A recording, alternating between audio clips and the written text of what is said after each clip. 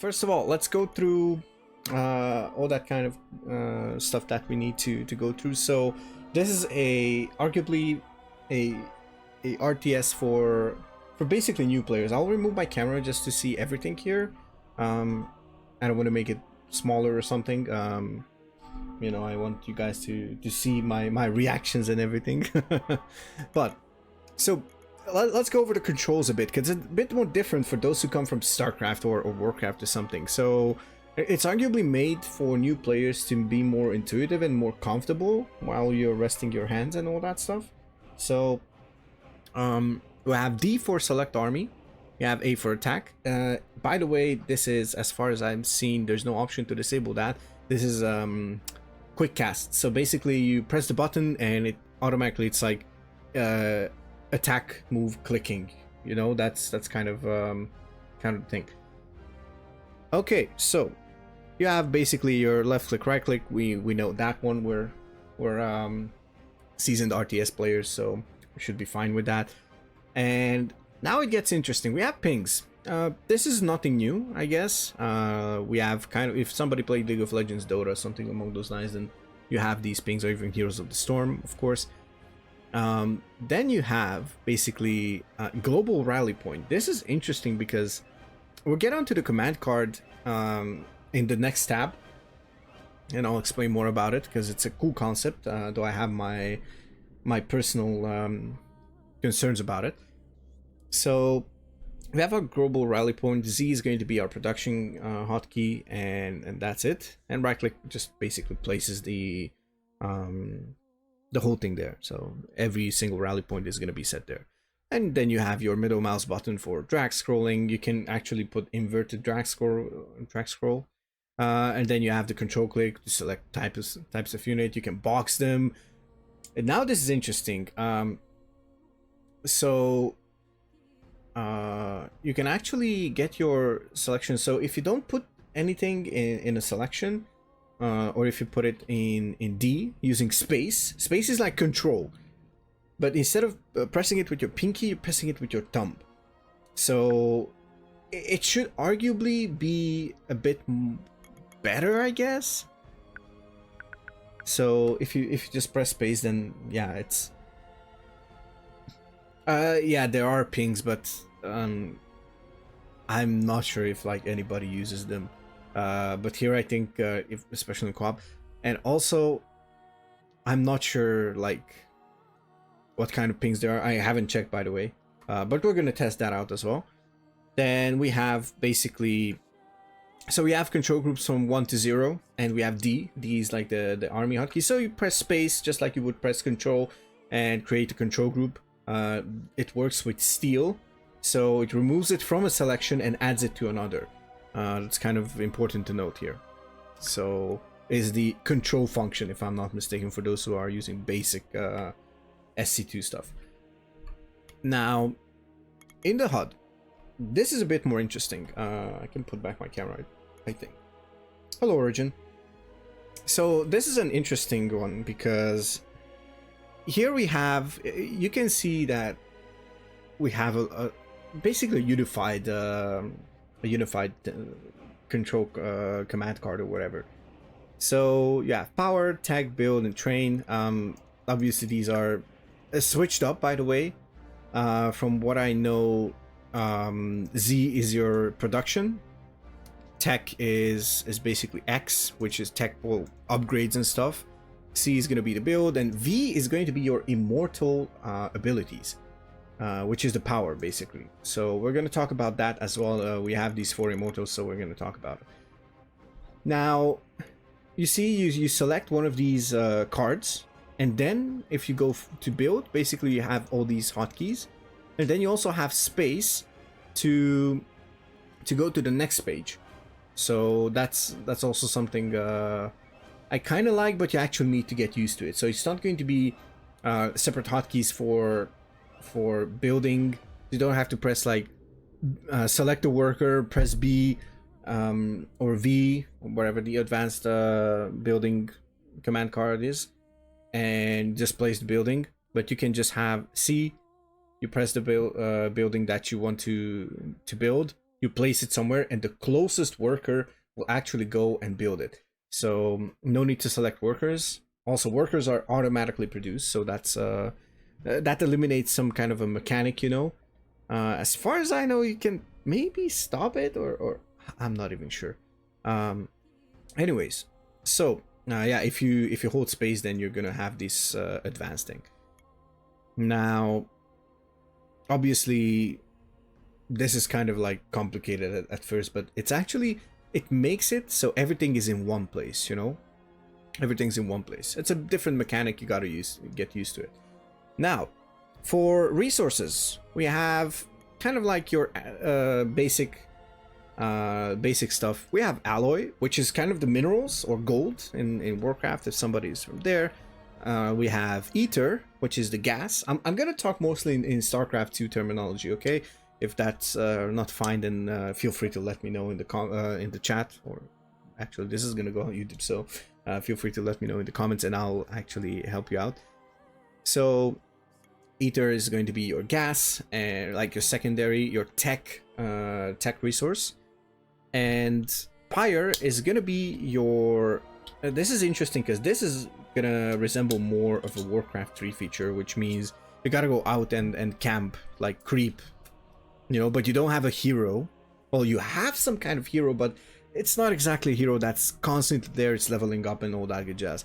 So you have alloy, your primary, ether, your secondary, and Pyre, your tertiary resource. All of them are important. I think Pyre is especially important for combat, so you need to collect some before you enter combat. Population works a bit different here. So population is your, as it says, your maximum army size, but you don't get supply buildings. Whichever unit training facility you put down, you gain max population. Also, let's just VIP. Wait, what? Can't I just VIP enjoy my Zerg? Oh, it is VIP. Okay. Okay. Well, it doesn't show for some reason. Never mind. Do we have Krat as a VIP?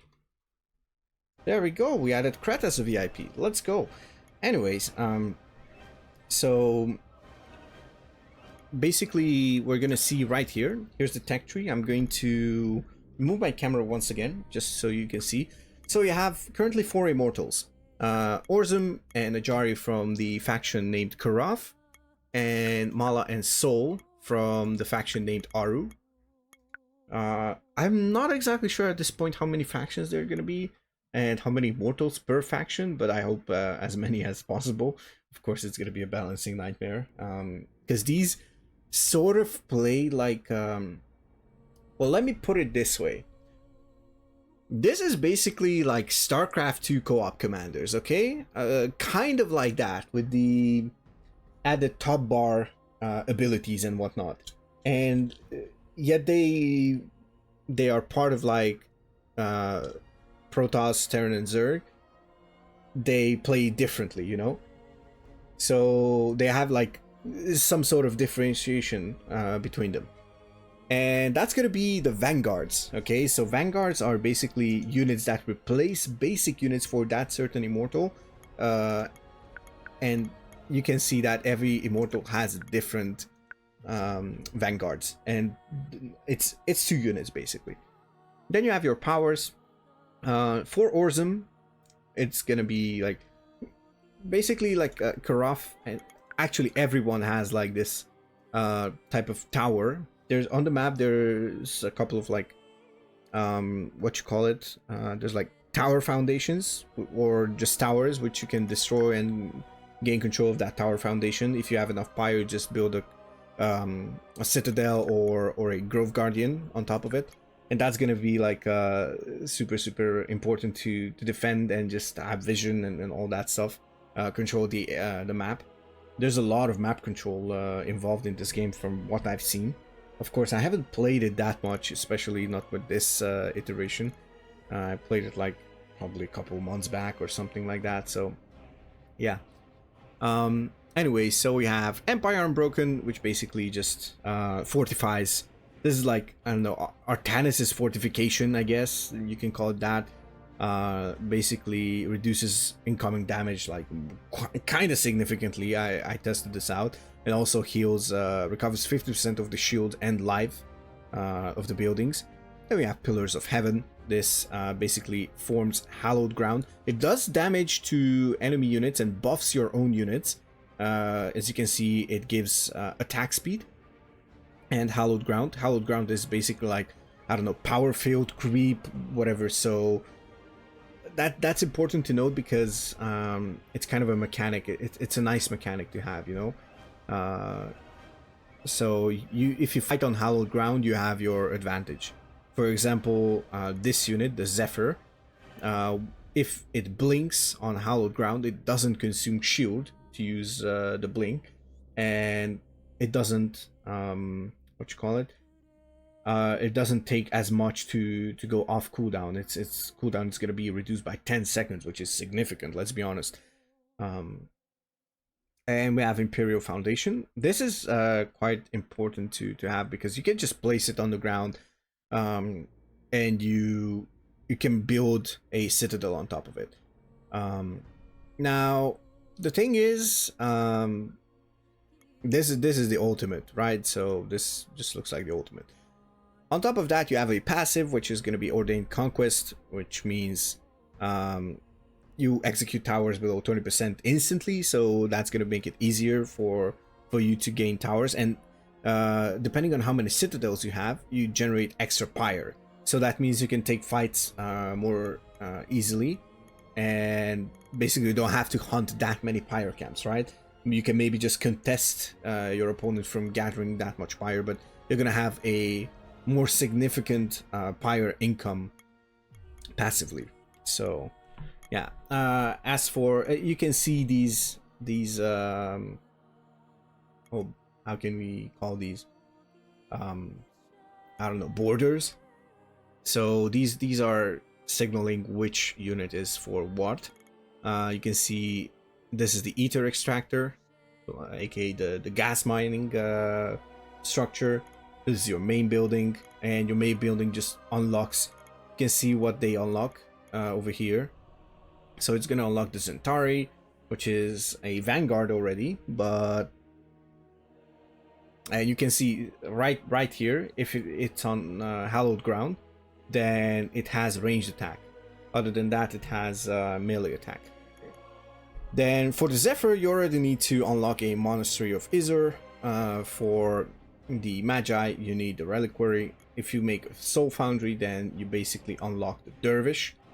Now, for the Reliquary, as far as I know, you only need either for the Soul Foundry, you need only a Reliquary, or you need a Monastery of Izur. Maybe both of them, I'm not sure. Then you have the House of Fading Saints. It says it has tech for the Soul Foundry. So Soul Foundry is also unlocking some type of units. So basically, if you want to produce more than 2 of these units at a time, then you need to have more Soul Foundries. Same with the Legion. This is your barracks, this is your factory, and then you have your Angelarium, which is your starport, basically for air units, you know. And each unit gives you maximum population, but as far as I know, we need to test that out. It's gonna make it so you have what you call it. So you can only, like, if you have like 1 Soul Foundry and 1 Angelarium, you can only produce like 2 Soul Foundry and 2 Angelarium units. But yeah, we're gonna test everything out as hopefully as much as possible, right? Not sure how long the stream is gonna be. Luckily, I have a permanent alpha key, so hopefully that's gonna help. But yeah, there's your harassment units. The skirmishers are basically force multiplier is, as far as I know, kind of like the support units. Generalists and are like the base units that are like so, you know. They are great in the early and the mid game, and they just fall off in the late game probably. Then you have your frontliners, which are kind of like your tanks. And you have your spellcaster slash zone control units. This one, actually, the Absolver, is really nice because once you like siege it up, it starts doing AoE damage. Or sorry, it does attack on multiple targets, but it cannot move, obviously. Then basically you have like the Castigator, which is like anti-air, and you have your Hallower. See, air denial, artillery. So it has some kind of tooltip, you know, that you can use for each of these immortals. My personal favorite is the one that has the broken tooltip. It's the elite caster, the Sharu, which needs an eye of Aros. And then we have another. Is this a scepter? No, that's a throne. This is the scepter. See, so this one is an anti-ground air unit, but anti-ground. It's an Orzum Vanguard. It replaces the Warden, and basically it deploys a zone of control that just you can use to attack units within it. So it's kind of a powerful caster, I would say, or like a powerful unit. For Ajari, you have your Sipari, and the Magi are replaced by the Saoshin, and basically the, what do you call this, the Hallower, which is like an artillery, a siege unit. It's going to be replaced by the Archmother. The Archmother will, if it remains stationary, will create hallowed ground, and can use Ordained Passage to create a moving circle of damage reduction, which is kind of nice. So basically a supportive unit. And that's pretty much it. So yeah, the Warden is back over here, which has every bonus damage on every 5th attack.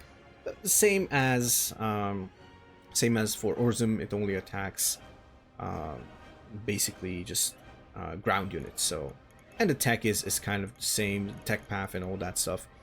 Now for the abilities, you also have the Citadel, and as passive you have Mending Grace, which means once you enter hallowed ground, after a period of time, you receive a burst of healing, then slowly an overtime healing. So this one is kind of like, Ajari is like about saving the units. You can see that the first ability, that is actually a combat ability, provides a barrier and that blocks attacks every 4 seconds, and allied units near Ajari, basically the ones you can see the range, they have slight damage reduction. That is also nice. So the second one, Deliver from Evil, is an interesting one.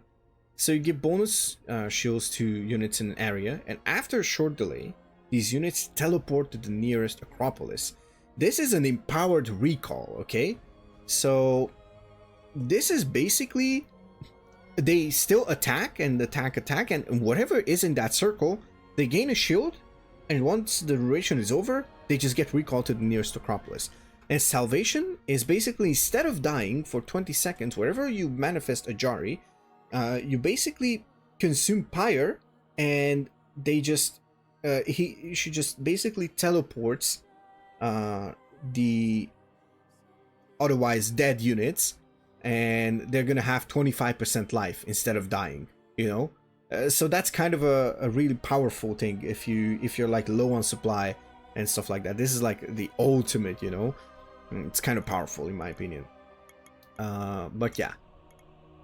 Now for the Aru, and let's start with Mala. Mala is actually interesting. So we saw that we have the Summon Blood Whale, which actually gonna generate the Root Wave, which is the creep. This is kind of like Zerg, I would say. This is kind of like Zerg, and probably Karaf is like a bit like Protoss, I would say. So you have Red Harvest, which summons a Spectre of Mala, and the units that die near Mala spawn Quirrell and give blood. Now I'm not sure what blood is gonna give you in game, but Quirrell is like Broodlings, okay? That's something to mention here. Those are basically the Broodlings of IGP. Then we have Prophet's Favor. So you spend blood. I guess that's a resource, I'd say. And you permanently enhance your warriors, which is kind of sick in my opinion. Like permanent. I'm not sure if that's gonna be broken or not. Not sure about the stats. Ooh, Pigeon Wrench. Thank you very much. Blood is used to empower other units, make them bigger and more HP damage. Thank you very much. Alright, so now we're already smarter by that one. By that much at least. Okay, I figured that it's gonna be like an extra resource.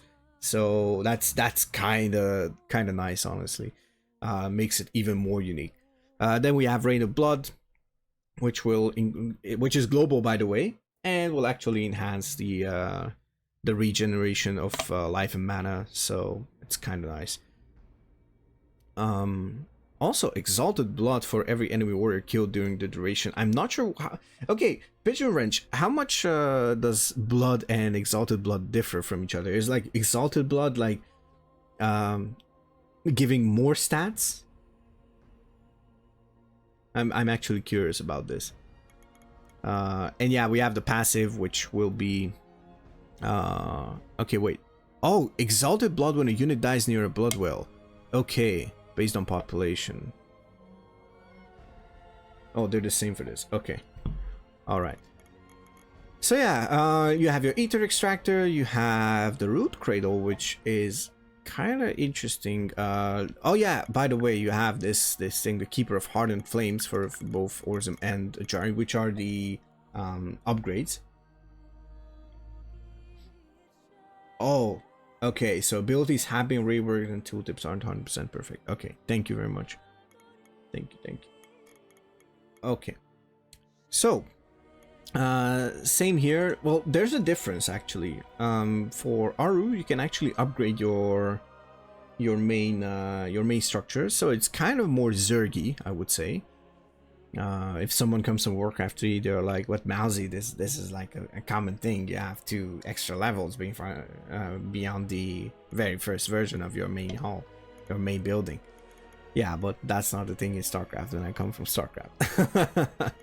Anyways, we have this is kind of interesting. We have an Aerobore, which is kind of like a Spore Crawler, and we have an Omnivore, which is basically adding the Spine Crawler segment to it and allowing it to attack both air and ground. I'd say for the like defending your mineral, your alloy lines or your workers, I guess the Omnivore would be the better one, right? I mean, it's like the same. Am I crazy? Anyways, okay, so you have your Mast Hunters. Those are like, oh, Aerobore upgrades into Omnivore. Okay. Oh yeah, and that's gonna be another 75. Okay. Yeah. Now that makes more sense. Yeah, that makes sense. Ah, yeah. It says can morph into Omnivore, but wait, can't you actually like build an Omnivore instantly? I guess you can't. But that's actually that's fine, honestly. Okay, so I have the Mass Hunters, which I would say they're kind of like range Zerglings. I don't know if that's like correct, but they have this offering. No, actually, let's call them Marines, because they have like a stim pack type of thing. You offer life and gain boost to attack, and is it attack as well, or only movement speed? Now I'm not sure about that one, but you can give a single command to build and morph when done. Okay. All right, that is actually cool. All right, it gives you the option. Pigeon Wrench is so useful already. Just joined the stream and I'm so happy. I'm already so happy that I have someone who can actually help me out here. From what I've seen, the Sakals are basically kind of like roaches, I would say. It's kind of interesting that they have like they only attack ground, they have short range and high health, and I'm not sure what the researches are for them. And we have the Icors. These are kind of like the Dervish for Karaf. They have like a small like linear AoE after hitting the first target, so it's kind of nice. This one, the Bloodbound, is actually one of my favorites. This looks like an uncloaked Dark Templar in my opinion. Just look at that tool, that video, man. It's kind of nice. It just deal massive damage and heals itself and gains energy while dealing damage. I mean, come on. This looks really, really nice. And this is one of the vanguards of Mala. So this is like an air and ground. If you finish it off with the ability, if you finish up the wait, is this the ability name? Hold in place. Oh, Birthing Storm. Okay, Birthing Storm. If you use Birthing Storm, then you spawn Quirrell. And basically that's a really, really cool little thing here. It's like you just finish them off and gain some free units, you know. That's really cool. I'm not sure about Siege Maws. Is there a Siege Maw here? No. So that's kind of like, I suppose this is like a time-based oh yeah, temporary artillery units. Okay, makes sense. But this is like an elite caster indeed. Like I would even put this on like even higher, but as you can see, then you need a Red Veil, which needs tier 2, so I guess it's fine. Not sure about build orders, so yeah. Other than that, you have your Amber Womb and you have your Bone Canopy after tier 2.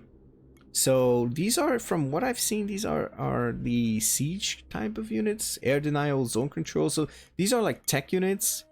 And force multiplier. Now I'm still confused. I guess this is like the support type of unit.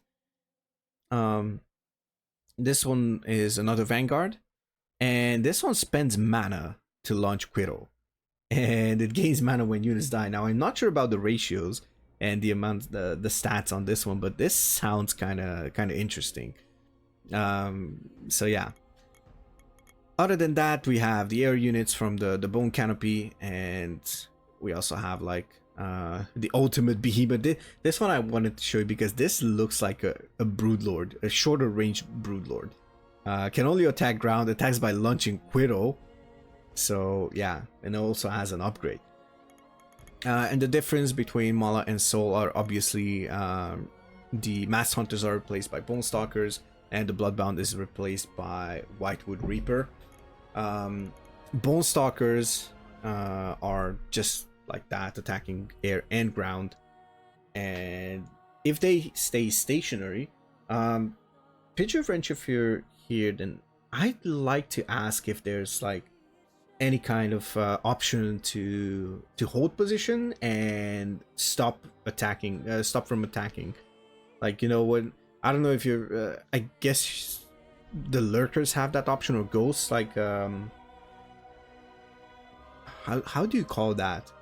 And you basically just they don't attack no matter what. Oh, not hold fire. Yeah, thank you. Okay, hold fire. That's what I was looking for. Thank you. Okay, so there's no oh, it's planned. Yeah, because then it would be really, really interesting. I mean, as far as I'm aware, I don't know what units are like detectors or something. I don't know how to detect invisible units, which is kind of concerning to me because I have no idea how to deal with Souls units. Even two of them have like invisibility, and yeah, Prophet of the Hunt, right? and I think there's an Immortal ability that makes units invisible but reveals them after the first attack. Ah, yeah. Wait, is Hunting Ground like visible to your opponent? Like Hunting Ground, and I guess Bone Stalkers like reveal themselves, but you can still use them as spotters, I guess. Upgraded teapots are detectors. Okay.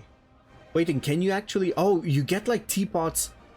Do you get like teapots on like passively after you lose? I know you stack up 2. Then can you like get more? Do you have to build them, or they build automatically? That's also a question. That's also something that we need to actually test out. The hidden mechanic has a range. So bone stalkers are hidden 4, which means you can see them within 4 range. Ah, okay. Okay. And teapots auto build for free. Okay, cool. And your Sakal, yeah, and there's the underspine. So it's kind of interesting that this is a still like tier 1 type of unit. And they can burrow from what I see and attack as well. Then they have Rootway. Okay. The Whitewood Reaper is actually interesting to me. Because it replaces that what I called a Uncloaked Dark Templar. Oh, detector upgrade costs money. Yeah, makes sense. Makes sense.